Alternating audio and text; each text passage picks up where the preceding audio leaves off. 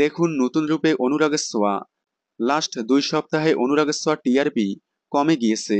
2 সপ্তাহ ধরে জয়েন্ট টিআরপিতে পিছিয়ে রয়েছে।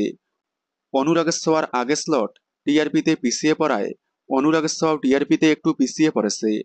তাই এবার অনুরাগের ছোঁয়া টিআরপি বাড়াতে গল্পে নিয়ে আসা হচ্ছে নতুন চমক।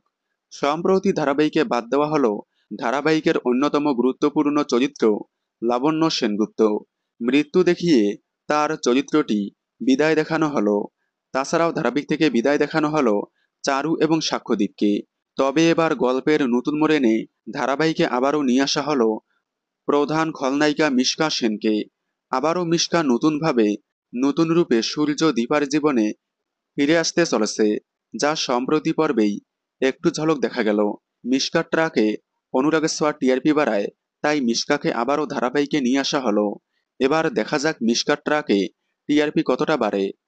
অনুরাগের ছোঁয়ার বর্তমান পর্বগুলো আপনাদের কেমন লাগছে কমেন্টে জানাবেন। অনুরাগের ছোঁয়ার সকল আপডেট সবার আগে পেতে চ্যানেলটি সাবস্ক্রাইব করে পাশে থাকা বেল আইকনটি বাজিয়ে দিন। ধন্যবাদ।